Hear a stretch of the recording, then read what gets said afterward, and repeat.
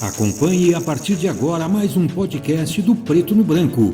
Programa de hoje: Batendo o Guizo, o veneno da política com Miguel Dias. Um oferecimento do Grupo Mantovani, investindo no presente, construindo o futuro. Alô, amigos, um grande abraço. Com a graça de Deus, mais um Batendo o Guizo, o veneno da política. Hoje recebendo aqui mais convidados, aos quais, como sempre fazemos, agradecemos a gentileza da correria, do dia a dia. São agendas cheias e o Preto no Branco tem, assim, muita satisfação, um orgulho de poder dizer que tem conseguido, nesses 4 anos que já estamos aí com o jornal e as mídias, entrar nessas agendas dessas lideranças que são bastante ocupadas, porque entendemos que elas entendem que também somos importantes num trabalho conjunto, que precisa chegar até vocês aí do outro lado. Estou errado nisso, meu caro Henrique Mecabô, agradecendo a vez primeira da sua presença aqui. Muito obrigado, Miguel, pelo espaço. Muito feliz de estar aqui. Eu, quando era adolescente, imaginava que ia criar um jornal um dia. Não lembro se eu te contei essa história. Eu queria colocar o nome de Guizo da Serpente. Que é isso? Quase que deu, quase lá, no poste. Tô quase lá, na trave. Mas estava antecipando a vinda aqui. Já tinha... convidamos já outras vezes. Claro, né? claro. Certo, e espero que seja a primeira de muitas. Mas obrigado Gostaria pelo que espaço. o senhor apresentasse o nosso convidado. Claro, por favor. Ninguém melhor que o senhor tem falado bastante do Deltan Dallagnol. Nós temos escutado muitas coisas a respeito, mas deixo para o Henrique aí a oportunidade de nos apresentar aí o seu convidado. Claro, obrigado, Miguel, pela oportunidade. Deltan Dallagnol aqui com a gente também para ser entrevistado hoje no Batendo Guizo. Além de um grande amigo, parceiro político desde pelo menos ano passado, quase estivemos juntos na mesma legenda. Disputamos um contra o outro a cadeira de deputado federal. Eu fui bem votado, né, por uma primeira disputa, mas não tão bem votado quanto Quantos votos mesmo? Eu, cerca de 28 mil. E 27.651 e quase 16 mil aqui em Cascavel. Excepcional. E o Deltan ganhou... Estourou a boca do balão, por mais ou menos 10 vezes, 345 mil, pois arredondando isso aí, né? Vindo do histórico dele de atuação no combate à corrupção, na Operação Lava Jato, na mobilização de pessoas em prol da boa política. Muito bem. Deltan, agradecendo a sua presença aqui, ex-procurador, ex-deputado, esteve num curto período na Câmara Federal, já vamos falar disso. Mas lembra agora, escutando o Henrique, que em um determinado momento o senhor falou assim, para lideranças de Cascavel: se o menino tivesse vindo aqui comigo, ele era deputado hoje e nós estávamos na mesma bancada. Aconteceu isso? Obrigado pela presença. Olá, Miguel, prazer enorme estar aqui. Estava já aqui interessado, aqui lendo o seu jornal. Parabéns pelo jornal, parabéns pelo programa. Uma alegria estar aqui com a população de Cascavel, aqui por meio desse veículo tão relevante.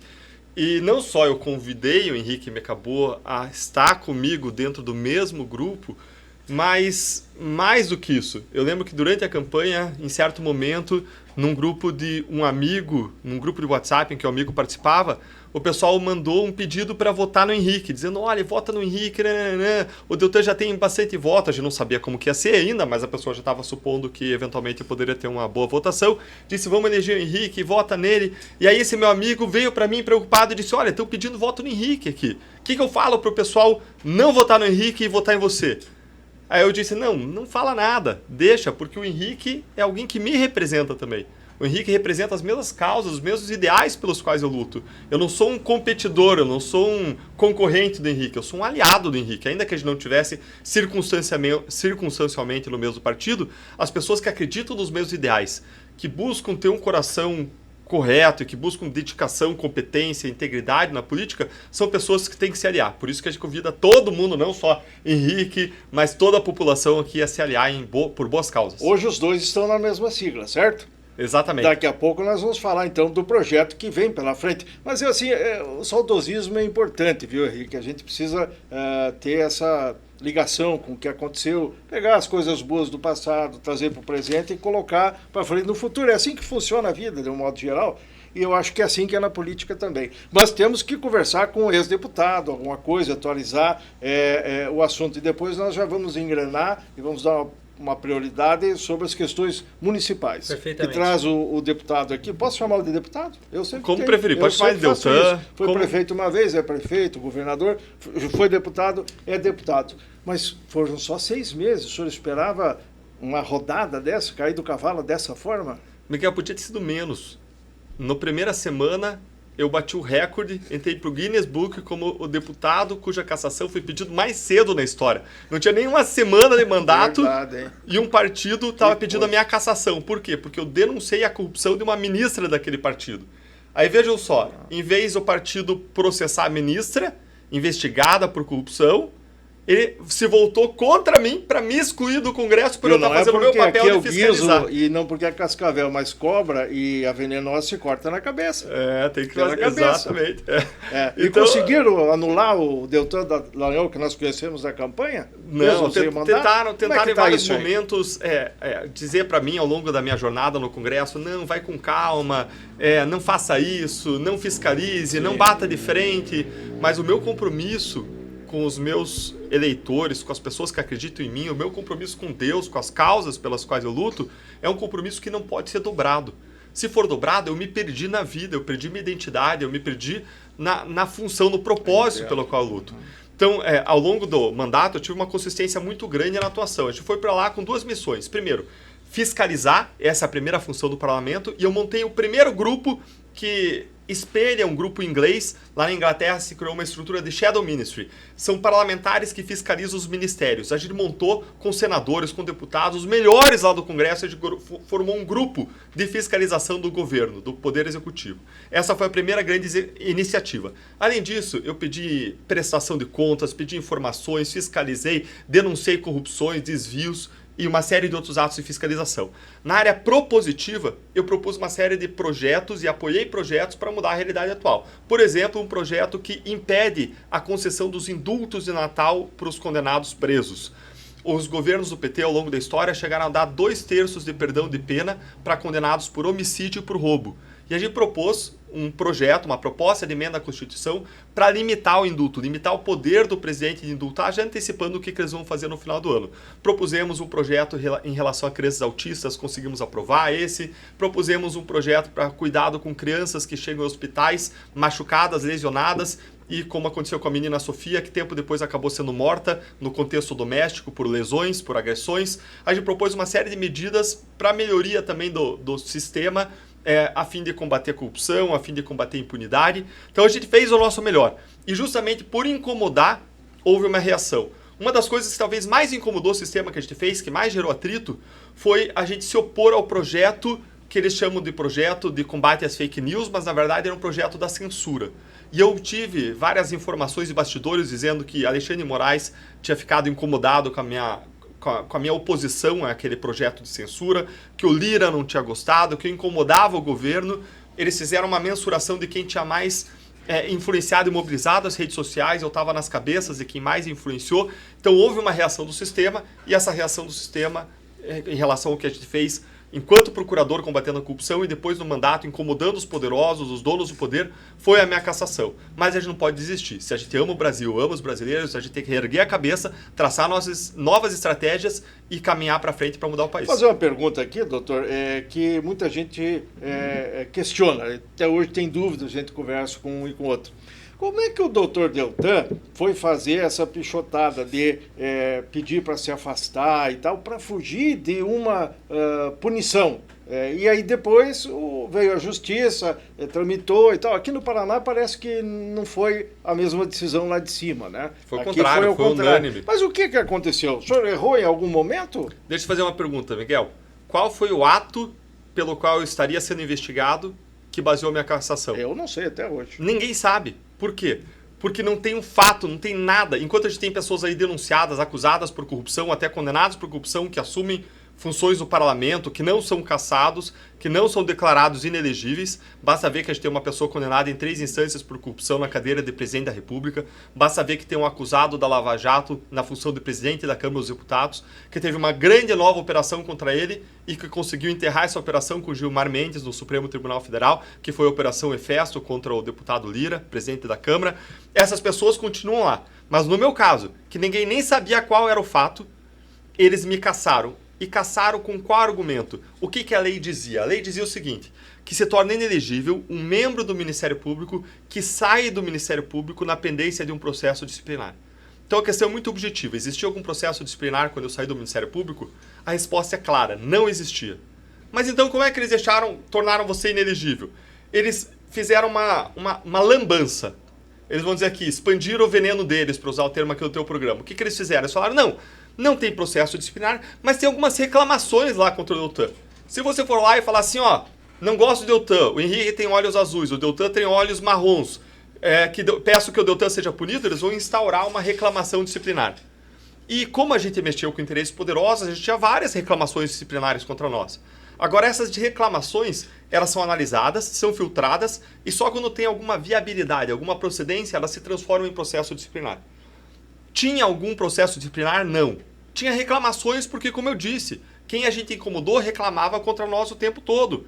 E aí, o Tribunal Superior Eleitoral, contra todas as manifestações do Ministério Público no processo, contra a decisão unânime do Tribunal aqui do Paraná, ele disse o seguinte, o TSE, pelas mãos de um ministro delatado na Lava Jato, disse o seguinte, veja bem, não tem processo disciplinar, mas tem aqui algumas reclamações, então eu vou estender a interpretação da lei para prejudicar o Deltan e caçar o Deltan. Só que você não pode fazer isso de acordo com as próprias decisões daquele tribunal, que dizem que quando é para prejudicar alguém, você não pode estender a interpretação da lei, você não pode criar lei no tribunal para prejudicar alguém. Mas fizeram. Fizeram por quê? Porque a gente está cheio de dono de poder em Brasília no judiciário, seja no Supremo, seja no TSE.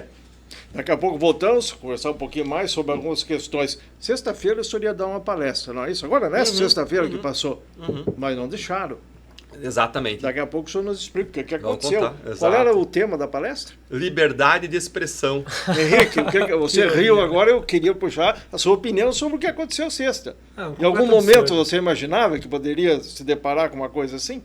Miguel, infelizmente eu imaginava, porque mais e mais no meio acadêmico brasileiro nós temos um aparelhamento ideológico de instituições, de movimento estudantil, e eu vejo muito isso em meio à juventude, pela qual eu passei com facilidade, até por ser jovem, ainda com 27 anos.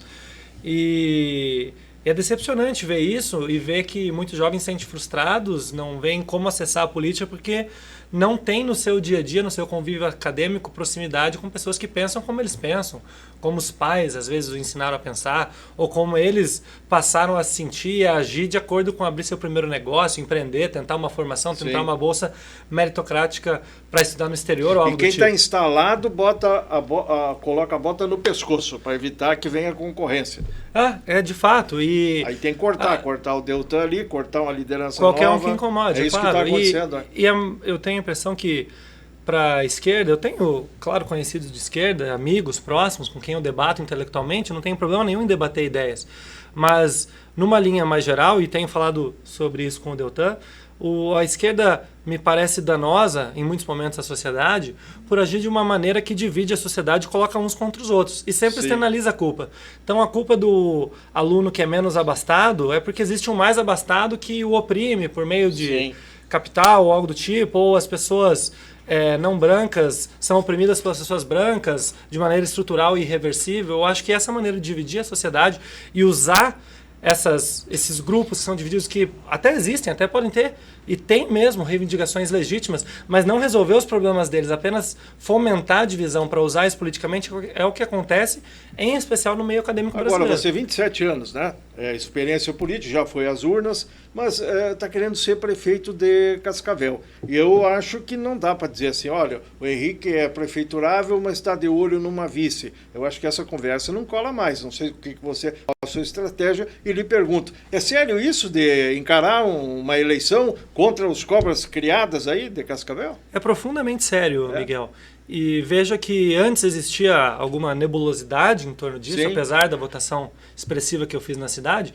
Porque, claro, ao tomar a decisão de fazer política junto com o Deltan, acompanhá-lo profissionalmente, inclusive, estar no grupo político com ele, e trabalharmos juntos a nível de Paraná, e em especial aqui na região em Cascavel, eu migrei para o Podemos, para um grupo de pessoas queridas, fantásticas aqui em Cascavel. É um grupo onde eu fiquei aí por quase esse ano inteiro e onde fiz boas conexões, onde aprendi muito sobre política, não tinha essa experiência de política prática. Você chegou a vice-presidente estadual do partido. Vice-presidente estadual, é verdade. O trânsito estava bom. Claro, mas mesmo assim eu acho que no meio político, na cidade, e é com quem a gente conversa muito aqui no Batendo Guizo, havia uma insegurança, talvez, sobre se de fato eu poderia ser candidato. Porque mesmo estando na vice-presidência estadual do partido, mesmo tendo respaldo da estadual, mesmo tendo acredito que a maioria de membros da executiva estadual do próprio Podemos de Cascavel, que tem o problema apoiam local, a ideia. né, também, Claro. que influi muito, né? O prefeito municipal é do Podemos. Está também no Podemos. Está numa Podia... briga grande para ter um candidato do grupo, né? Claro, acaba, e daí complica. Na conjuntura da política vai,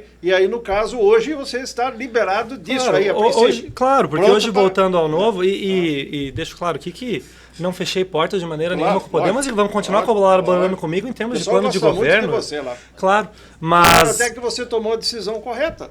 Palavras É do verdade. presidente Wilson Basso. Claro, Quando eu amigo, questionei. querido. E quero continuar bem. caminhando junto com ele. Mas eu acho que primeiro se tira essa dúvida de será que há um CNPJ partidário disposto Então, o a... senhor está aqui dizendo que Claro. o Megabol vem com essa marca. Vem pelo Será Partido que, Novo. Será que tem chance de brigar e de disputar com quem já está arraigado? O senhor viveu isso bem na pele nesse tempo todo aí, né? Não é uma luta fácil, né? Como é que o senhor vai ajudar o Henrique? Miguel, quando você me pergunta se é fácil ou não, eu vou voltar a pergunta para as pessoas que estão nos assistindo. Pois não. Eu vou voltar a pergunta porque depende de vocês, do que vocês querem. Eu vi, por exemplo, em Joinville acontecer de uma pessoa sem uma experiência na política, sem ter ocupado cargos públicos antes, dar um passo à frente e decidir se candidatar. E a população começou a debater lá, será que vai, será que não vai, será que vai ser bom? O cara não tem uma experiência passada, mas justamente por ele não ter uma experiência passada, por ele não ter um monte de rabo preso, Sim. por ele não ter o seu guiso aí na mão de outras pessoas, Sim. justamente por isso, essa pessoa entrou e pôde fazer uma seleção técnica, quando ele foi eleito, para cada cargo de secretaria. Ah, E- não foi no dedão assim? Não foi, Na não foi negociação? exato, não foi na negociação, verdade, não foi na indicação verdade. política, Eu foi ouvi seleção falar isso. técnica. E Teve sabe gente qual- de Cascavel que fez a prova e foi ser cargo de confiança lá. Grande Na área chimia. esportiva, Um um belo chimia. trabalho Veja que só, fez. Um chimia. veja só. É. E qual que foi o resultado disso? Muito 92% de aprovação. Chega a ganhar do Paranhos aqui, que já é, Pois né, é, uma celebridade é. de aprovação Então. no país. O prefeito Adriano Silva de Joinville, Sim. acabou sendo o melhor avaliado de todo o país, colocou Joinville como a melhor cidade do país, segundo a Isto É, no ano passado, se tornou a terceira melhor cidade para empreender, a oitava cidade mais Verdade. segura do país. Ou seja, esse é o resultado quando você decide se desvincular das velhas práticas e colocar alguém novo, que tem o coração no lugar certo e a o novo competência. assusta. O novo assusta. E quem decide a eleição é nós, somos nós, o povo, né, que estamos às vezes mal informados, temos uma ideia equivocada.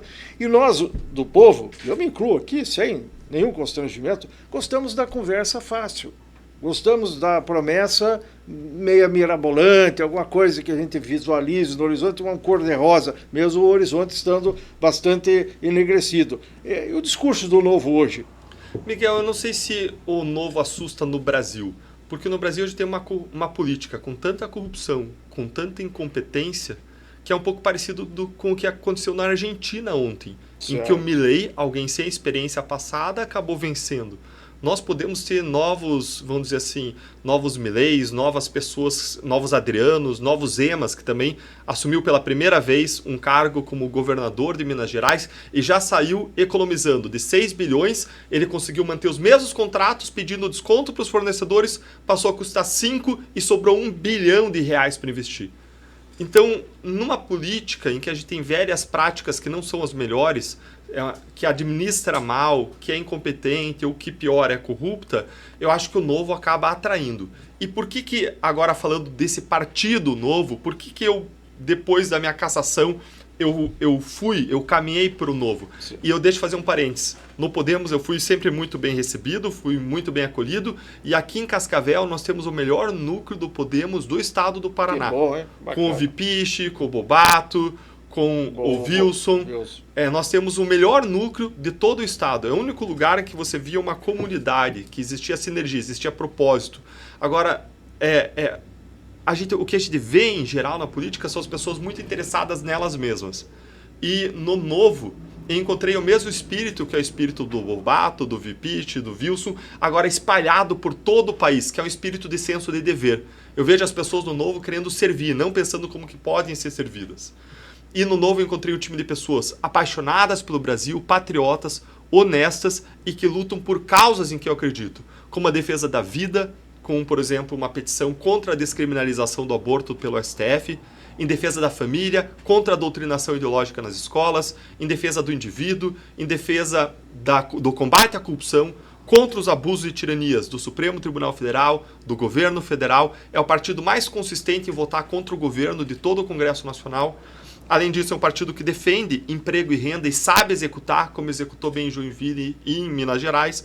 É um partido ainda que defende a liberdade de expressão, tendo proposto um projeto contra o projeto da censura, e é um partido que defende que todo bandido, lugar de bandido é na cadeia, seja o bandido engravatado, seja o bandido de rua. Então é um partido que defende causas em que eu acredito. Daqui a pouco falamos do Zema. O Zema, viu, Diego, ele está aumentando o salário dele, segundo alguns aí, de uma forma surpreendente, inesperada. Eu acho que daqui a pouco o doutor pode... Eu sei por que ele está fazendo isso, mas vamos ouvir a explicação aí do pessoal. Você escutou, meu caro Henrique, que vai ter que ir para a peleia, como diz o gaúcho, né? Ou peleja. E aqui nós estamos com a situação quase que já não definida, mas em definição. O prefeito tem o vice Renato Silva como seu candidato ungido, dá para dizer assim, como um preferencial do grupo. Mas o grupo tem outros nomes. Tem o Gugu, tem o Alessio, tem o Pacheco, tem o Batatinha e tal, mais uma turma aí que é do grupo do governo e que também está andando. Você tem conversado com essa gente? Se assusta só de pensar que vai ter que ir para um tete-a-tete com esse povo? Como é que está a sua correria hoje? Perfeito, Miguel. Ótima pergunta e, claro, tenho conversado e é sabido, é noticiado na imprensa, que tenho conversado não só com esse grupo, mas, por vezes, com o grupo de oposição, que vem com o nome mais forte, o prefeito Edgar. E o que vinha me angustiando, de certa maneira, nessa, claro, natural indefinição do Podemos, onde muito mais gente vinha buscando espaço e estava ali no grupo do prefeito, é que a política que eu gostei de fazer ano passado na campanha, que era de ir para a rua, conversar com as pessoas, me apresentar, entender as demandas, não estava acontecendo. Ela estava muito restrita a esses bastidores, de decidir como que a gente neutraliza partidariamente um adversário, quem vai ser o candidato da sucessão, quem vem na oposição, em que legenda vai estar. E essa política não fazia muito sentido para mim, porque eu quero lutar por causas, por um sonho de transformação da cidade, por uma continuidade da transformação que vem acontecendo e vem sendo muito bem feita, mas eu quero fazer isso com a população. Eu quero entender as demandas porque nós estamos falando de uma cidade que rapidamente passa os 350 mil habitantes, de uma prefeitura com mais de 9.700 servidores, fora estagiários e terceirizados, 12 territórios, fora os distritos, assim, uma imensidão que se tem para atender com problemas diferentes, mas as pessoas, até aqui me parece, não têm sido consultadas nesse processo da construção da sucessão municipal do ano que vem. As conversas têm sido em jantares fechados, de bastidores, cada um discutindo um cargo, uma posição para ocupar, que espaço vai ter. Eu diria assim, nós temos que sempre ter em mente que tem as pesquisas, né, que tem aparecido por aí. Aliás, você aparece, surpreende muita gente. Claro, as pesquisas, eu mesmo me surpreendi. O que você acha das pesquisas aí? Elas dizem que o Edgar ponteia, às vezes perde aqui, às vezes ganha ali e tal, não, mas no frigir dos ovos define alguma coisa ou não define nada ainda? Para mim, Miguel, elas têm sido muito motivadoras, porque aparecer pontuando razoavelmente bem nas pesquisas, sem ter um partido, claro, que vai me lançar à prefeitura, sem ter me posicionado como pré-candidato a prefeito até agora, é positivo. Mas, claro que uma coisa que mudou no Novo é que o Novo abriu mão de ter o monopólio da virtude, de caminhar sempre sozinho, de não coligar. Então é natural que haja diálogo. E eu tenho conhecido pessoas maravilhosas na política e espero encontrar cada vez mais pessoas boas em legendas para além do Novo, para onde eu estou voltando agora. O pessoal fala, viu, Deltan, assim, o Novo agora já está de olho no fundo partidário. Antes o Novo abominava e tinha uma série de restrições que nós todos comentamos, né? O próprio Henrique, depois da campanha, ele aceitou ser assessor parlamentar do deputado Fábio, né? Então eu vou perguntar depois como é que fica essa sua relação lá, porque o Fábio é do Podemos, né? Continua lá, eu não sei, enfim. Mas essa questão de regular o comportamento das pessoas, das lideranças do partido, por essa questão de utilizar dinheiro público, grandes verbas, fundo e tudo mais, o que podemos dizer que dá para esperar do Novo? O Novo continua não querendo fundo partidário? O Novo tem um zelo muito grande pelo modo como é usado o dinheiro público. Por isso, o Novo é o único partido do país que tem um portal de transparência em que se colocam todos os gastos. Ele tem um programa de compliance para evitar desvios. E, além disso, é o partido que nunca se envolveu em escândalo de corrupção. E se em algum momento alguém se envolver, essa pessoa certamente, seguramente, vai ser expulsa. E aquele presidente lá que virou esquerda? Esse foi expulso do partido. Como é o nome dele mesmo? João Amoedo. João Amoedo. Isso. O Amoedo. Isso. Ele, foi expulso do Foi partido? expulso, exato. Ele não representava o partido, adotou posturas incompatíveis com o partido, como apoio a Lula. O Novo é um partido de direita, Sim. é um partido que tem valores de direita, princípios de direita, claramente. É o único partido ideológico de direita. A gente até tem políticos que são ideológicos de direita em outros partidos, mas não partidos ideológicos de direita. O que eu quero dizer com ideológico? Ideológico que segue determinados ideais, princípios de um modo muito claro e consistente. E não que faz uma política fisiológica, do toma lá da cá, da aproximação. Então a gente tem pessoas, políticos em outros partidos, seja o Podemos, seja outros partidos do PL, tem muita gente ideológica lá dentro, mas o único partido que é ideológico de direita é o Novo. Então, e o Novo é um partido que, como eu disse, tem muito senso de dever. Eu até esqueci de convidar as pessoas que são indignadas com a corrupção, com a impunidade, com a incompetência dos governantes. Eu queria deixar o convite para você parar de lutar sozinho. Venha lutar junto com a gente no Novo. Se filie, entre, porque a gente precisa fazer oposição a todos aqueles partidos de esquerda. Mas tem que agregar, né? Exatamente. Se todo mundo fizer um barulhinho aqui, Exato. ali, colar, Tem que não juntar. derruba o sistema não, viu? Exatamente, a gente precisa unir esforços e lutar com trabalho, dedicação e estratégia. E o fundo eleitoral, ele foi criado e foi aumentado drasticamente ao longo dos últimos anos. Agora, para a eleição municipal, ele aumentou. Estava previsto R$1 bilhão. Na última eleição foram investidos R$2 bilhões, mas agora se aumentou o orçamento para R$5 bilhões. Verdade, é muito dinheiro. muito dinheiro. É o dinheiro que é tirado da saúde, da educação, da segurança. Por isso o Novo entende que não deve existir ou que deve ser reduzido drasticamente isso. Agora, o que se percebeu? Que não adianta você jogar num jogo de futebol, num campeonato em que todo mundo joga com 11 jogadores, não adianta você entrar num time com 5 jogadores dizendo, não, eu acredito que tem que ser 5. Então vamos jogar contra os times de 11, você vai perder o campeonato.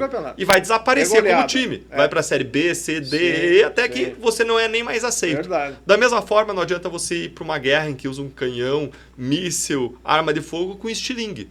Você, da mesma forma, vai ser Sim. exterminado. Claro. Então, qual a estratégia hoje do Novo? Pois não. Hoje a estratégia é usar o fundo eleitoral disponível com regras de transparência, com regras de compliance para evitar qualquer tipo de desvio que acontece a rodo em outros partidos.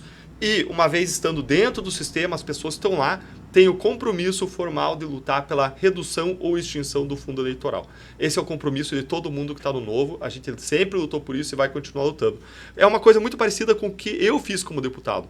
Como deputado, antes na época eleitoral, eu assinei por escrito um compromisso de, uma vez entrando, me comprometer a lutar pela redução ou extinção do fundo. Agora, hoje, se você não usar o fundo no modo como o sistema funciona, você não tem nem a mínima chance de chegar lá. E eu senti na pele, foi um dos que estava com estilingue no ano passado. E agora? E para agora? Vai sentir, a eleição é outra. Claro, você está e se metendo muito mais num jogo bem diferente. Certamente. E vai precisar de muito dinheiro. Claro. Ou não? Não, sem dúvida vou precisar. E aí? E vou precisar mobilizar novamente doações privadas, como fiz com bastante sucesso no ano passado. Sim. E contar também com a estrutura do partido, que é natural que queira eleger não o Henrique, não uma pessoa. O meu conforto, inclusive, em fazer política com o Deltan é que eu lembro da gente se falar no dia que a cassação dele aconteceu no TSE e ele passava muita tranquilidade.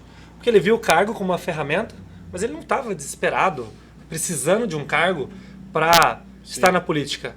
A gente está na política por senso de propósito, senso de dever, de serviço à sociedade. Então, quando o Novo colocar essa estrutura à disposição dos candidatos, ele não está ajudando o Henrique, que quer ser prefeito de Cascavel. Ele vai estar levando um time de pessoas que eram essas, que vinham até agora lutando espalhadas em diferentes legendas, e às vezes, vamos falar a verdade, sendo até usadas para eleger o cacique do partido, ou o cabeça de chapa a vereador. A gente teve um almoço agora há pouco com mais de uma chapa completa de pré-candidatos a vereador, e alguns ali que já participaram de outros pleitos com bastante sucesso, mas que viram ali há 10 dias, 7 dias da eleição, que toda aquela correria que eles estavam fazendo era para ajudar o amigo do presidente do partido.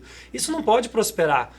Muito menos uma cidade do tamanho de Cascavel. Tem que haver um time coeso que vai sonhar a cidade junto, que vai mapear o que precisa ser feito, e é nesse tipo de time que combate os tradicionais donos do poder e que vem de maneira técnica apresentar propostas que o Novo quer apostar. Agora, você, pré-candidato a prefeito, evidentemente que ainda tem, como dizem, muita água para rolar embaixo da ponta, até chegar a data da convenção lá na frente e tudo mais, registro de candidatura, sempre se diz que tudo pode acontecer, porque o sistema é assim mesmo, permite isso, né? O senhor vai sozinho com o Novo ou vai precisar ter mais partidos, ter mais pessoas, lideranças e tal, um vice bom? Como é que funciona isso aí na sua cabeça? Estou muito feliz de ter um partido que já compra essa briga, mas buscaremos com certeza outros partidos e já antes de sair do Podemos mantive essa conversa e venho conversando com outras legendas, até porque pelo número de pré-candidatos a vereador que tem nos procurado, a mim, ao Deltan, não só em Cascavel, mas na região, nós precisaremos de legendas para destinar alguns desses candidatos. O que eu acho que é o mais importante em toda essa construção da eleição municipal do ano que vem, voltando àquela ideia de ir falar com a população, não ficar só nos bastidores, entender as demandas da cidade e formar um time coeso que vá lutar a mesma batalha agrupado em uma ou duas legendas que vão estar coligadas, eu acho que é mais importante que tudo isso se dê em torno exatamente de sonho e projeto para a cidade. Não do olho azul do Henrique, quanto fundo partidário o partido dele tem, se ele fica bonito no santinho ou não, se interessa para ele o cargo de vice. Eu acho que isso é muito pouco. Isso é o que vem sendo feito até aqui.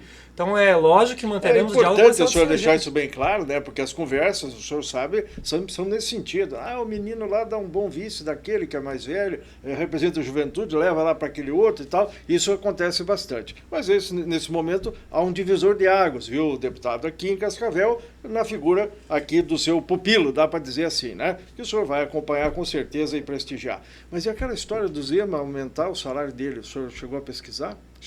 Pesquisei. Só para esclarecer. Pesquisei, sim. Eu já tinha ouvido essa história, claro, isso é super importante esclarecer. O Zema, ele doa o salário dele. É mesmo? Doa o salário dele. Diferente por mês. Isso, para pais, para entidades assistenciais. Na outra e tal? Falaram até hoje. Eu não consegui checar se hoje... Mas fazia isso até. Fez isso, é uma prática. Recentemente eu vi que ele continuava fazendo. Que estava muito defasado, que não tinha... Qual é o problema? O salário dele estava em R$10.500. Sim. Quando o teto do funcionalismo público no país é R$40 mil. E qual é o problema do salário dele estar em R$10.500 se ele doa? Não é ele receber mais. O problema é que ele não pode contratar funcionários, assessores, secretários de Estado por um valor maior do que R$3.500. O investimento do médico, por exemplo. Exatamente. Como que você vai conseguir contratar um médico que, se estiver trabalhando na iniciativa privada, ganha 40, 50, 60, 70 mil por um salário que não vai sustentar aquele médico, a família dele, minimamente. Então, se ele quer chamar pessoas boas, qualificadas, que poderiam estar em outros empregos, ele precisa aumentar para poder chamar para esses cargos que são os grandes executivos do Estado. Aqui pertinho, o prefeito Beto Lunite, de Toledo, fez um movimento nesse sentido aí, por conta da necessidade de contratar e pagar. Então, como tem a vinculação, ele concordou que a Câmara levantasse o salário. Arrombou para a cabeça. Claro. É natural que a população veja isso com maus olhos e isso foi muito usado contra o Zema, contra o próprio Novo. E politicamente também, o adversário claro, não popa, né? Mas quando a gente está falando de trazer um bom time para a política, no caso do Zema, no estado do tamanho de Minas Gerais, não faz sentido que o governador e ainda mais os secretários ganhem menos que os vereadores da capital. Exatamente. Se ele está atraindo gente do mercado privado, da saúde, do mercado financeiro, do mercado de gestão para servir a população, é justo que essa pessoa seja bem recompensada. Eu sempre pautei contra, e o Miguel acompanhou na campanha do ano passado, bati muito contra os privilégios, às vezes que os políticos têm acesso, nomeações excessivas para cargos de confiança, mas quem se coloca a serviço da sociedade tem que ser bem recompensado por isso, para que se torne uma alternativa interessante, porque no final nós queremos boas pessoas participando da política. Aliás, interessante. O grande questão é o parâmetro do mercado. A pessoa tem que receber o parâmetro do mercado, talvez até um pouco menos, porque a pessoa que ocupa um cargo com estabilidade, quando tem estabilidade, vai ter uma aposentadoria. Então, é justo que a pessoa receba um parâmetro do mercado. Agora, é ilusão você achar que você vai ter um salário do governador e de todo o estado de menos de R$10.500 e você vai ter bons quadros. Você não consegue atrair os melhores quadros das funções executivas e pessoas que vão liderar 5 mil, 10 mil, 20 mil servidores públicos. Concordo, só que aí isso choca com a necessidade de acertar a vida dos companheirinhos, né, deputado? O senhor sabe que para ganhar uma eleição tem que ter gente de tudo que é ponta. E muitos fazem compromissos aí. O Henrique também sabe. E depois, na hora do butim, de repartir, como é que vai fazer? Então tem que chamar o pessoal. E aí um técnico e um comissionado. Politicamente, no mercado, o salário do técnico, a iniciativa privada vai lá e cobre. No mercado político, no administrativo, tem gente que se concorde ganhar pouco desde que vá para a Folha, né? Vire lagartão aí. Então isso é o que hoje nós temos e que vocês estão dizendo aqui que precisa mudar, né? Eu também concordo. Por que você virou assessor logo depois da eleição? Acabou de dizer que criticava números excessivos de assessores e tal. E hoje você vai continuar? Só para esclarecer, matar, porque agora você vai entrar na pré-campanha para valer e a turma vai começar a perguntar. Então eu já estou largando a frente aqui. Viu, eu não foi tão logo depois da eleição, porque essa conversa se iniciou já no ano passado, antes da posse do Fábio, por intermédio do Deltan. O Fábio Oliveira, deputado estadual, Sim. muito alinhado conosco, foi a dobrada do Deltan. Sim. Deltan federal, ele é estadual. E no início do ano nós conversamos e decidimos formar um grupo político. Mas além do alinhamento político e partidário, no momento que eu virei vice-presidente estadual do Podemos, o Fábio se elegeu, sendo dobrado do Deltan, com uma votação expressiva em Curitiba. Sim. E já alerta para expandir isso pelo Estado, para se tornar mais conhecido. Então, quando ele abriu um processo seletivo para a vaga eu decidi participar, o Fábio me falou que conversou com mais de 60 pessoas. Claramente não participei do processo inteiro porque eu era um dos candidatos. E, eventualmente, ele me fez a proposta para trabalhar com ele.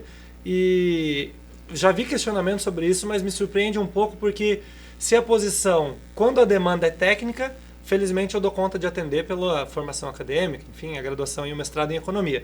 E quando a demanda é de representação política, ainda mais, porque com a votação que eu fiz em Cascavel e região, eu mostrei a habilidade de abrir portas e posso tentar ajudar o Fábio a abrir essas portas, coletar as demandas da região, atender elas por meio do mandato, para daí buscar uma votação aqui lá na frente. Certo. Então, eu aceitei essa posição por alinhamento com o Fábio, fui agraciado com ela, recebi o convite para isso pelo preparo que tenho, mas eu decidi entrar na disputa por essa posição porque eu tomei uma decisão lá atrás de servir as pessoas por meio da política.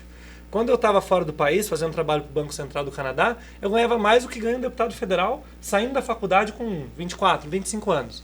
Eu decidi que gostava de política, que tinha conhecido de perto em Brasília no estágio, que queria viver aquilo no meu dia a dia de maneira profissional, queria me botar à disposição da população e que eu não queria mais viver em outro país que tinha problemas pequenos, que eu não achava graça em resolver.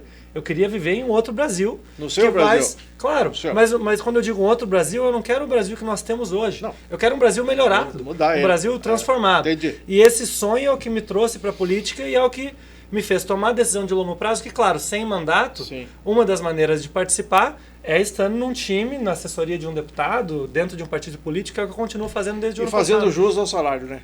Claro, trabalhando bastante. Exatamente. E aí, inclusive, deixa eu fazer uma... Inclusive, só pontuar uma coisa. Pois não, o deputado já comenta, o povo quer saber. Continua assessor? Continua assessor do Fábio. Mesmo... É que está no novo, lá é Podemos. Claro, assim, a demanda profissional não muda, acho, a minha vida política particular e nem a filiação dele, continua no Podemos, o mandato do partido. E o que eu queria pontuar, quando interrompi aqui o Deltan, é que uma coisa que nós demos risada já, eu e o Fábio, é que por esse alinhamento de propósito, de crenças, de prática na política que a gente tem, ele não é, o Novo é conhecido por ter parlamentares que abrem mão de todo tipo de privilégio, tem equipes muito enxutas, e isso espero que mude em breve, parece que vai mudar, até porque às vezes é aquela história que o cara do Novo está indo para a guerra com uma equipe muito menor do que ele poderia ter, mesmo contratando super bem, brigando contra um Lira, contra a filha do Eduardo Cunha, que tem gabinetes abarrotados de assessores. E eu e Fábio sempre demos risada que parece que, apesar de não ter disputado pelo Novo, eu me sentia muito em casa no gabinete, porque nunca houve discussão quando, nas poucas, acho que 2 vezes ao longo do ano que eu fiz viagens particulares pontuais, ele nem me pediu, e eu mesmo assim fui lá e pedi o desconto dos meus dias de serviço, porque o meu compromisso é profissional com o gabinete. Se eu não estou disponível naquele dia, é natural que seja descontado. E a gente dava risada desse alinhamento que ele tinha, mesmo que não estando novo partidariamente, mesmo eu tendo saído, que há uma sinergia e, de novo, existem essas pessoas boas em todos os partidos, isso tem que ser cultivado. E se você está na linha de frente, saiba que tem gente cuidando dos seus passos. Se o senhor viajar e não fizer o que tem que fazer, os outros fazem. O senhor ia dizer o quê, deputado? Eu ia dizer que o Fábio Oliveira, ele é o deputado que representa a Lava Jato na Assembleia Legislativa do Paraná. E ele fez a seleção dos quadros, dos assessores, todos com base em processos seletivos. Concurso. Fiz um processo relativo, não existia concurso para assessores, mas existiam entrevistas, currículos. Aqui o ex-vereador Fernando Halberg Ele fez isso. Adotou essa prática. E é uma das pessoas que menos gasta, é um dos deputados que menos gasta. Salvo engano, ele está ali em sexto, aproximadamente, dos que menos gasta da Assembleia, que tem mais de 50 deputados. E a grande questão, né, no serviço público é a eficiência. Não é exatamente o quanto você gasta, mas é o quanto você entrega. É a relação entre o quanto você entrega para a sociedade e o quanto você está investindo. E nessa relação, o Fábio tem o mesmo espírito que eu, o que me acabou tem o mesmo espírito que eu, de buscar entregar o máximo para a sociedade. E nesse curto período que você mencionou de prazo, em que eu exerci o mandato 6 meses por aí, na né? Câmara, eu fui colocado como o melhor deputado pelo ranking dos políticos, que é um ranking nacional, verdade. que avalia o quanto que a pessoa trabalha, entrega, se dedica, o quanto ele é eficiente, considerando o quanto que ele investe em termos de recursos humanos, contratação de pessoas, gastos que você faz em viagens e o quanto retorna para a sociedade. Se fosse feita uma avaliação do ranking dos ministros, que nota o senhor daria para o ministro Dino? Misericórdia. Eu daria uma nota de misericórdia para ele. Vale número negativo? Olha só, eu diria que o que representa muito bem a gestão do ministro Dino é a visita da dama do tráfico ao Ministério da Justiça e ao Ministério dos Direitos Humanos, que foi recebida lá, se não com a conivência, com certeza com a incompetência do Ministério, porque bastava uma pesquisa nos sistemas da justiça para identificar que ela era uma pessoa condenada por vários crimes relacionados a tráfico a 10 anos de prisão. Além disso, além da incompetência, basta a gente olhar o que foi a garantia da lei e da ordem decretada em matéria de segurança pública pelo governo Lula.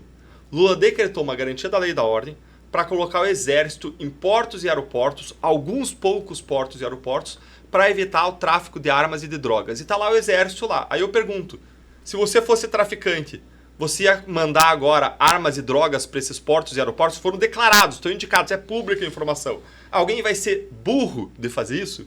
Não, então de que adianta essa garantia da lei e da ordem? E mais, ele só colocou o exército para controlar uns 3, 4, 5 portos e aeroportos, enquanto todos os outros estão livres para seguir recebendo armas, para seguir recebendo drogas e para transitar por meio rodoviário para o Rio de Janeiro, porque não foi feito nenhum tipo de bloqueio rodoviário. Então, é uma medida que vai investir em dinheiro público e que vai ter eficácia zero.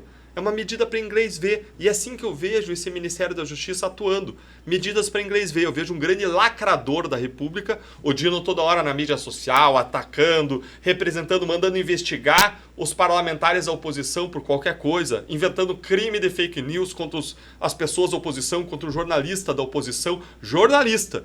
Liberdade de expressão.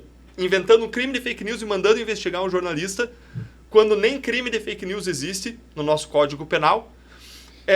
Ao mesmo tempo em que ele não adota medidas consistentes de segurança pública. O que o Dino fez para diminuir os índices de homicídio no país? Zero. O que o Dino fez contra aqueles atentados na escola? E tem coisa para fazer, Deltan? Tem coisa. Basta olhar a experiência dos Estados Unidos, que adotou uma série de medidas, estudando os casos todos de violência e de ataques em escolas, identificaram que quem fez os ataques, em geral, foram estudantes, que em perto de 90% dos casos, os estudantes que fazem os ataques, eles dão sinais, eles avisam alguém que vai acontecer. Então existem políticas adotadas nos Estados Unidos para que os próprios estudantes indiquem quando eles identificam alguém que é um risco para a direção, e tem toda uma política de cuidado, de acompanhamento daquela pessoa, de resgate daquela pessoa, acompanhamento psicológico, acompanhamento social daquela pessoa, para evitar atentados. E o que fazem no Brasil? Nada. Nada. O Dino encaminha um pacote de defesa da democracia para aumentar a pena de quem atentar contra a vida dos figurões da República. Agora, para a sociedade brasileira, nada. Quase que saiu, acho que um inquérito, alguma coisa, uma operação, em função da sua ida na palestra, que acabou abortada. O senhor ia detonar, ia incendiar. O que ia acontecer lá? E o que houve que não deixaram o senhor fazer a palestra na Universidade Federal do Paraná, deputado? Eu estava lendo aqui o nome de um livro aqui da sua estante, aqui, Condenado a Falar. Eu fui condenado a me calar nessa palestra. Nós marcamos uma palestra para falar sobre liberdade de expressão e combate à corrupção, como eu já fiz em numerosas faculdades, colégios, no ambiente de ensino. E marcamos essa palestra e então alguns alunos vinculados ao Diretório Central dos Estudantes começaram a soltar notícias nas redes sociais dizendo que eles iam me expulsar, me chamando de fascista. O que é um fascista? O fascista é alguém... hoje, no linguajar comum, é alguém que é autoritário, que é ditatorial. A ideia vem lá do fascismo italiano, mas hoje se usa para dizer que alguém é autoritário e ditatorial. E aí eles disseram que iam me expulsar da faculdade. numa palestra sobre liberdade de expressão, quem está sendo fascista aqui? Quem está sendo são, evidentemente, os estudantes que querem expulsar alguém que vai falar sobre liberdade de expressão. O que a gente vê é que o ambiente da escola pública é um ambiente que existe muita doutrinação. Sim. Porque eu nunca fui barrado em nenhuma faculdade privada. E aí, quando eu vou para a faculdade pública, existe um levantar dos alunos. Por quê? O que muda do estudante da universidade pública para o privado? Dos alunos, é a correto doutrinação. dizer, ou de uma parcela que faz... Uma parcela, que é aquilo que nós estávamos falando de quando quer Exato. vir gente nova, quem está lá... Exato, Miguel. E até não surpreende que exista um grupo de bandaleiros nas universidades, estimulados por alguns professores doutrinadores, que fazem doutrinação ideológica. Sim. Agora, o que surpreendeu foi a universidade, em vez de fazer uma nota dura, em vez de dizer para os alunos que quem tentasse barrar o ensino, a visão diferente, a pluralidade, a diversidade, ia sofrer as punições disciplinares, os alunos que fizessem qualquer atentado contra a liberdade de expressão. Em vez de fazer isso, o que a universidade vai e faz? Cancela a palestra. Primeiro com uma justificativa falsa, dizendo não tinha nenhum professor assinando. Nós temos um documento mostrando que tinha um professor pedindo. Certo. E depois diz, não, era porque existia algum risco de segurança. Mas eles não adotaram uma medida para mitigar qualquer problema de segurança. Não fizeram nota avisando que iam punir os infratores, não adotaram medidas de monitoramento, não entraram em contato com os estudantes do DCE para ver se existia de fato algum risco, não identificaram riscos, não mitigaram, não fizeram nada, podia até botar Cortaram uma a cabeça segurança da lá. cobra, deputado. Cortaram a cabeça da cobra. Exatamente, eles querem calar a direita nas universidades. Esse é o problema. E não é só comigo. Se você diz, não, é só o Deltan. Ah, então o problema do Deltan não é. Foi Kim Kataguiri. Foi calado. Janaína Pascoal foi calada. Sérgio Moro, no tempo da Lava Jato, ia dar uma palestra, foi calado. A gente vê um ambiente de doutrinação ideológica. E tem gente que fala, não existe doutrinação ideológica nas escolas. Está aí mais do que provado. E o que existe? Essa mesma doutrinação que existe nas universidades, existe nas nossas escolas. Sérgio Moro será cassado? O senhor responde daqui a pouco. Henrique, você sabe que os servidores públicos são um segmento, o deles é muito importante para uma comunidade. Veja você que nós temos aqui, deputado, uma prefeitura, quinto maior município do estado e tal, com 8.700 funcionários. Esse é o número. É muita gente, né? Parece que precisa até mais. E o segmento da enfermagem, da saúde, a nossa esculhambada saúde nacional e tal, e isso respinga no estado e no município, agora querem se mobilizar e nesta terça-feira começa a greve deles. Se você fosse o prefeito do momento, estivesse no lugar do Paranhos não senta com eles, faz uma data. Não aceita reunir, não vai. Quem trata é o secretário Miroslau, a secretária da Gestão e Planejamento, e eles querem falar com o prefeito. E aí começa uma série de fatos aí que de republicanos não tem nada. O que você faria num caso de greve? Eu acho que o diálogo seria a melhor via de solução. Claro que, havendo um time que comanda a prefeitura, onde existem funções delegadas, eu entendo que o prefeito possa querer que a negociação escale por meio da estrutura do time que ele tem ali. Acho que ele está certo, então não querer sentar com os servidores. Não, pelo contrário, acho que isso vai chegar em algum momento, mas talvez dentro da gestão interna, que não conheço, da qual não participei, imagino que talvez haja um rito que eventualmente vá chegar. Daqui para frente o senhor se prepare, porque vai ter perguntinha do tipo chegando de tudo que é lado aí, viu? Pode deixar. Questão de saúde, de obras, de educação e tudo mais, né? Coordenação viária. Muito bem. Quanto tempo ainda temos aí, Diego? Só para coordenar aqui, temos 10 minutos, então nós vamos otimizar esses 10 minutos aqui em relação às pautas dos nossos visitantes. O senhor participa de movimentos em Cascavel. Ciceronando o Henrique, conhecendo as necessidades, muitas das quais o senhor já tem conhecimento, porque já aqui esteve antes, já foi falar com o prefeito Paranhos em outras oportunidades, tem conversa e tal. Mas nós vivemos tempos assim de muito assombro, coisas fantasmagóricas, prefeituras quebradas, não é o caso da nossa, mas muitas não vão conseguir pagar o 13º, desafios...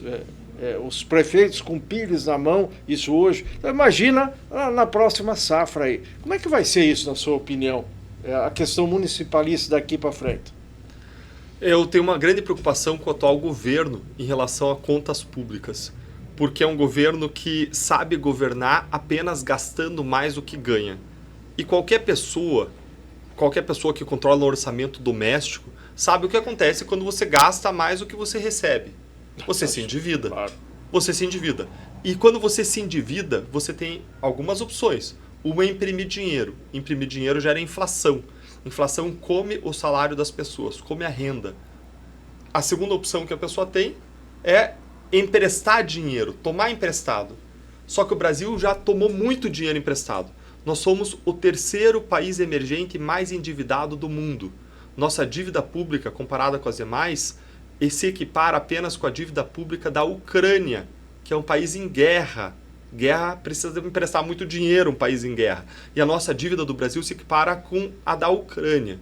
E o que acontece quando você tem uma dívida pública muito alta?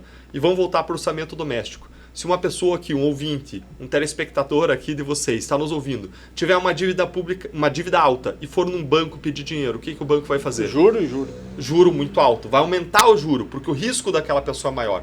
Quando o Brasil, o país se endivida muito, o que acontece? O juro que é pago na nossa dívida, o país ele tem uma dívida, ele rola a dívida e o juro que ele tem que pagar aumenta. E aí, conforme o juro aumenta, isso consome dinheiro que deveria ir para educação, para saúde, para segurança. A nossa dívida aí está em torno de 8 trilhões de reais. É uma coisa absurda, imensa. E aí você gera um juro imenso que consome. Por quê? Porque a gente gasta mais do que a gente recebe. E mais, se você gasta demais, se você aumenta, distribui benefícios como se não tivesse custo nenhum, quem que vai ter que pagar essa conta? Quem vai ter que pagar essa conta vai ser quem produz. Vai ser a pessoa na conta do supermercado, na conta da gasolina, vai ser o tributo no salário.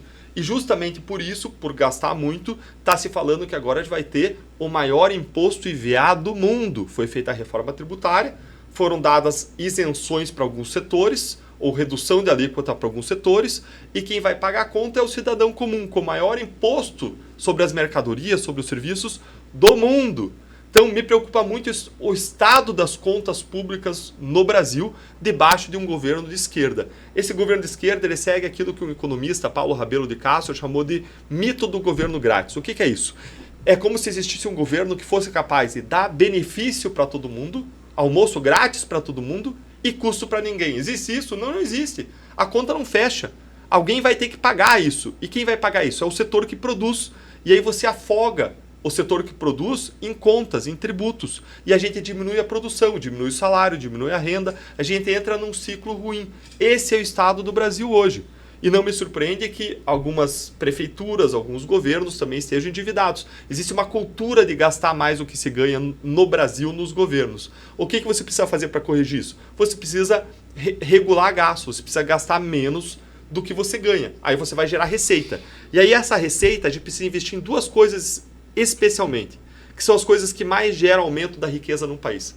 Infraestrutura é o que gera mais ganho em curto prazo e educação é o que gera mais ganho em médio prazo. Os países que evoluem são os que investem mais em infraestrutura e educação. E o nosso problema educacional não é só o quanto a gente gasta, mas como a gente gasta. Porque muitos gestores entram cheio de rabo preso e aí colocam para chefiar os postos de educação pessoas indicadas politicamente. E a gente volta para aquele problema original. Sim. Os países que têm educação que evolui são pessoas que indicam quadros técnicos, como o Mecabô vai fazer. E aí o Mecabô vem aqui e acha que ele precisa de nós. Ele precisa de nós como eleitores. Mas está errado. Eu que preciso dele. Eu como eleitor, como alguém que quer uma política melhor, quer um país melhor, sou eu que preciso de um Mecabô. Porque é difícil você achar pessoas na política que tenham integridade, coração no lugar certo, competentes, com o preparo que esse garoto tem.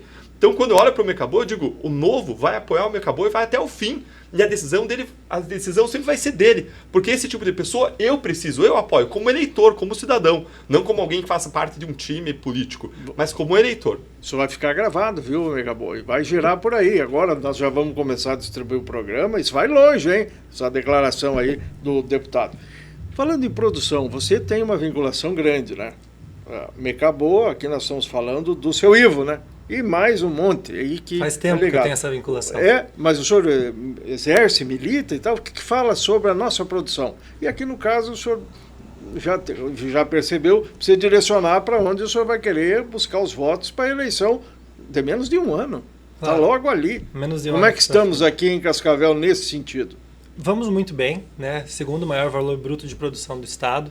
Eu profissionalmente nunca me envolvi e evito, até alguns já me questionaram sobre isso, porque eu não falo sobre o assunto. Eu evito sequer vincular a marca da empresa à minha pretensão política, porque a empresa tem outros sócios que todos me apoiam, acreditam no meu senso de serviço à sociedade, mas de nenhuma maneira eu quero me valer de algo que foi construído por outras pessoas para que me beneficie. De fato, tenho bastante passeio, bastante apoio no setor produtivo. Hoje à noite é boa parte dos que estarão presentes lá no evento, que inclusive é na sociedade rural. Escolhi lá por um motivo de alinhamento até ideológico, a parte do grupo que participa das reuniões lá com frequência. Quando fiz a minha primeira vinculação profissional do Deltan e ao FAB, também a afiliação ao Podemos, fiz no Sindicato Rural Patronal em Cascavel. Então tenho esse vínculo com o setor produtivo, que é o que vai bem na cidade e que, a nível até pensando em Estado e Brasil, é um setor que não precisa ser atrapalhado. Ele só não precisa ter o dedo do Estado ali, porque ele já anda muito bem. Claro que com subsídios para manter a competitividade a nível global, mas em termos de produção de proteína animal aqui na região, milho, soja, a gente surpreende ano após ano. Eu acho que esse é o setor que, ainda mais olhando para o tempo recente da pandemia, é o que manteve as contas de municípios, do Estado e do país inteiro em pé. Agregando um pouco na discussão que a gente teve agora sobre as prefeituras talvez fecharem as portas, eu entendo que nós teremos mais e mais aí um período duro e talvez de vacas magras para os municípios, a depender de como vai se desenhar, dentro da reforma tributária, o Conselho Federativo. Porque primeiro a gente tem que entender que o Brasil é um país pobre. A gente tem a renda per capita menor que a do Gabão. Então quando a gente fala temos que aumentar a riqueza, eu acho que o primeiro passo é diminuir a pobreza, depois a gente vai pensar em aumentar a riqueza. Brincando um pouco com os termos aqui. Então falta recursos para realizarmos tudo o que precisamos para a população. Primeiro ponto. O governo, quando propôs a reforma tributária originalmente, felizmente parece que isso foi um pouco desmontado no Senado, no ato final, propôs um Conselho Federativo onde cada prefeito ia ter que ir com o Pires lá para Brasília, para um Conselho Federativo de governadores, prefeitos de capitais e de membros do governo federal, para ver como que o imposto que é gerado na cidade iria para Brasília para depois ser redistribuído. Isso deixaria os prefeitos com o Pires na mão e eu entendo que desmotivaria líderes como Adriano Silva em Joinville, como Paranhos aqui em Cascavel, bons prefeitos que fazem uma boa gestão, que atraem investimentos, que melhoram o ambiente de negócio, gerando mais riqueza local, como a gente muito gera aqui em Cascavel, e captando mais imposto a partir disso. Porque a partir dessa movimentação, você poderia melhorar o seu ambiente de negócios, enriquecer a cidade, gerar riqueza ali, mas ter que buscar os frutos disso para o bem comum, para a população por meio de política pública, lá em Brasília, na politicagem. Me dá medo a pobreza do Brasil, mas me dá mais medo ainda a senha centralizadora de alguns governos que tiram a autonomia dos municípios, que é onde a população vive de fato. Ninguém mas vive aí, no Brasil ou no Paraná. A prefeitaiada do Brasil tem ajudado nisso aí, né? Tem se curvado, eu acompanhando. Esse negócio de Marcha a Brasília, o senhor acompanhou com a Marcha a Brasília enquanto esteve lá, dos prefeitos, com Pires na mão, é uma mídia, um negócio. Quem ouve começa a chorar. Os prefeitinhos saindo das suas cidades e tal, caçando passagem de avião, tá, não tem nada a ver. Tem que ir para o hotel, beleza. Mas vamos para Brasília, de Pires na mão. O eleitor dele jamais pensava isso aí, ou pensa isso aí. E é um sistema que é feito para que as pessoas deixem os rabos presos umas com as outras, para permanecerem no poder quem já está no poder. Como é que funciona esse sistema? Você dá milhões para cada deputado federal de emendas parlamentares. Cada deputado tem 30 e poucos milhões de emenda por ano, 120 milhões de reais. Mas espera aí, o deputado não é quem gerencia a verba pública. Quem administra é o prefeito, é o governador, é o presidente. Não o deputado legisla e fiscaliza, mas para que os deputados pudessem garantir a sua própria reeleição, garantir a sua permanência no poder, para que o sistema se ingesse e quem nos rouba não seja tirado de lá quando nos rouba, continue nos roubando, continue poderoso, se montou um sistema de engessamento em que você dá muito dinheiro, antes não acontecia isso, mas foi um modo de reagirem à Lava Jato, ao que aconteceu na Lava Jato, a gente apontou quem se corrompia, eles, opa, estamos em risco. Então eles aumentaram as emendas parlamentares e hoje cada deputado gerencia 120 milhões de reais no seu mandato. E aí o prefeito daqui de Cascavel, o prefeito de Londrina, o prefeito de Maringá e das cidades pequenas mais ainda, que precisa mais ainda, vai lá para Brasília e fala, deputado, me dá um dinheirinho, me dá um pouco dessas emendas, direciona para minha cidade. Aí o deputado olha para ele, o que você vai conseguir para mim de voto aí no futuro? Quando não pede um pedaço do dinheiro de volta. É muito comum. A gente escuta lá em Brasília, no Congresso, que grande parte dos deputados pedem um pedaço do dinheiro de volta para o bolso deles, em dinheiro. E os que não pedem, que são honestos, vão entrar aí num sistema fisiológico. Olha para o prefeito e diz, quantos votos aí você vai me conseguir na próxima eleição? Aí, quando o prefeito se compromete a trabalhar para ele, ele destina para aquele lugar. E aí, aquele prefeito ficou devendo pro deputado, e aquele deputado, para ele o conseguir mais próximo poder, ele vai prefeito fazer vai o quê? ter que dever igual, né? Exatamente, Porque não vai foi dever feito igual. nada para mudar isso hoje e amanhã vai ser igual. Isso, E aí mais. o Mecabô, será que vai aceitar isso? O Mecabô não vai. O Mecabô, as práticas fisiológicas é algo contra o que a gente luta. A gente luta. O senhor A distribuiu o gente tem chequinho ou não teve esse negócio do chequinho? Nós temos deputados aí que a gente fala, mas também a gente tem que ter um pouco de bom senso e de coerência nesse sentido. É o que o deputado consegue fazer. Então, daqui a pouco, se tem lá um recurso e ele não ir pegar, ele pega. Ou ele pega. Então, mas olha como isso é ruim. Porque aí o que você incentiva o deputado a fazer? Além de ele conseguir aqueles 120 milhões que ele tem direito a distribuir, ele fala, opa, eu quero mais voto, eu quero mais prefeitura. Aí o que ele faz para conseguir mais dinheiro?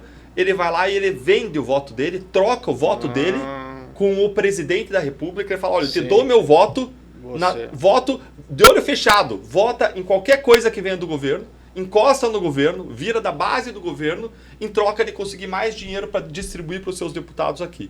E fica uma disputa entre os deputados e entre os prefeitos por recursos, uns se prendendo com o outro, e você impede o sistema de renovar. E o problema é quando você mistura isso com os corruptos, porque aí você garante que os que têm esse poder de distribuição de recursos são corruptos, continuem no poder indefinidamente. Alguém disse assim, tem deputado classe ouro, classe bronze e categoria, né? E prata. De quanta emenda recebem para distribuir. Isso. Bem, acabou aqui o nosso tempo, mas vamos conversar assim, para encerrar aqui, começo com você, agradecendo a sua presença, desejando que você tenha sorte e tal, que possa chegar até os seus objetivos, que não vai ser muito fácil, né? Hoje já estão cada vez mais de olho em você para ser vice de um, de outro, e você aqui esclarece que está entrando no novo e é prefeiturável, não vice-prefeiturável, né? Então isso é uma coisa bacana. Muita gente vai lhe pressionar e tal, mas faz parte da política também. Você falou em vereadores. Só para encerrar, qual que é a estratégia para trazer esses homens e essas mulheres para a chapa e para essa conversa toda que nós ouvimos aí que o Novo está pregando? E como é que você chega aqui e diz no nosso podcast, aí, tipo o pessoal aí, que já tem mais que uma chapa completa ali à disposição? É verdade ou é uma pérola política? Felizmente não preciso fazer esse tipo de apelo.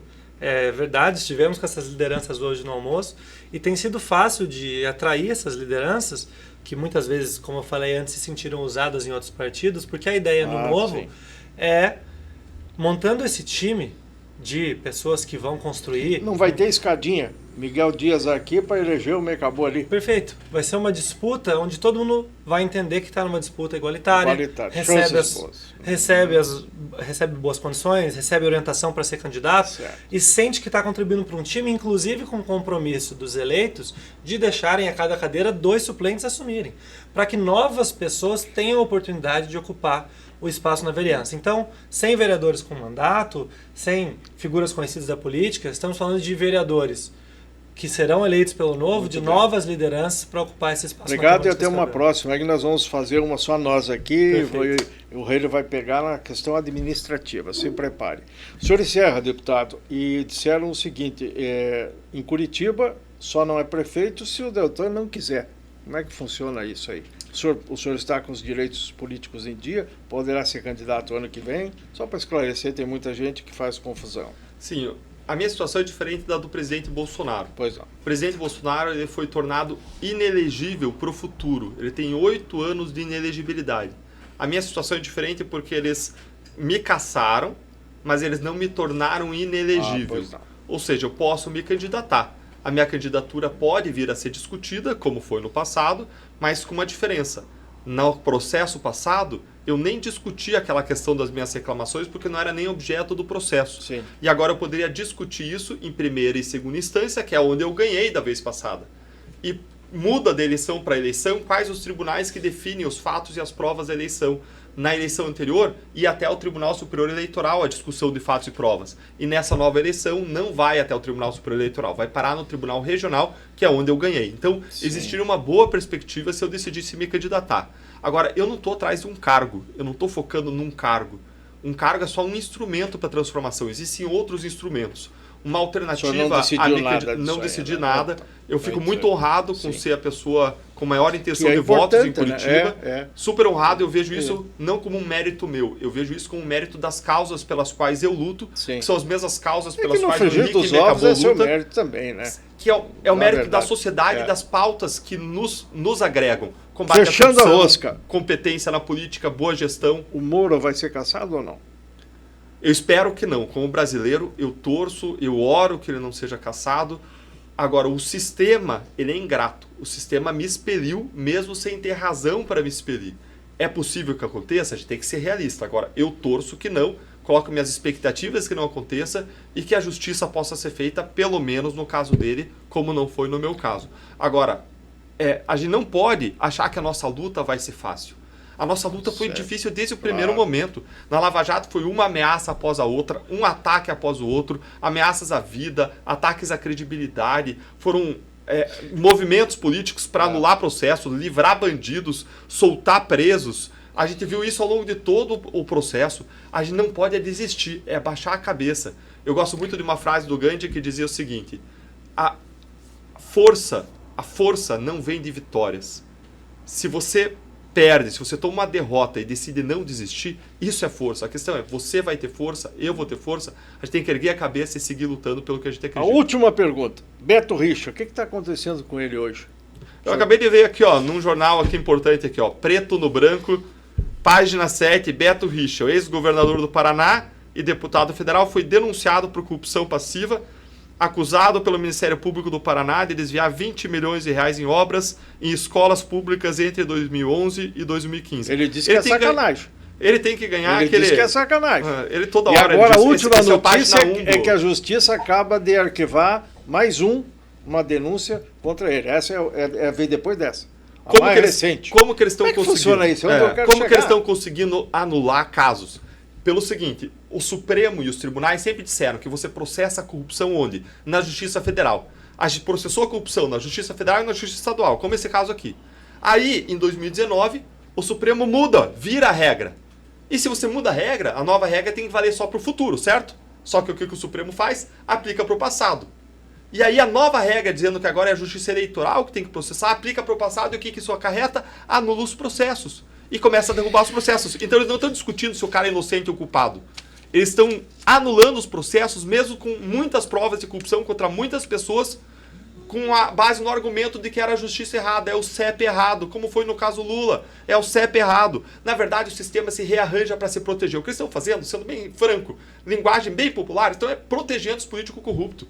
Porque sempre foi assim no Brasil e eles querem que continue sendo assim. Agora é você que está nos assistindo que vai decidir se vai continuar sendo assim ou não. E aí você tem uma pessoa como Beto Richa, que tem, como é que chama lá do Fantástico, lá, gol, quando o cara faz 3 gols.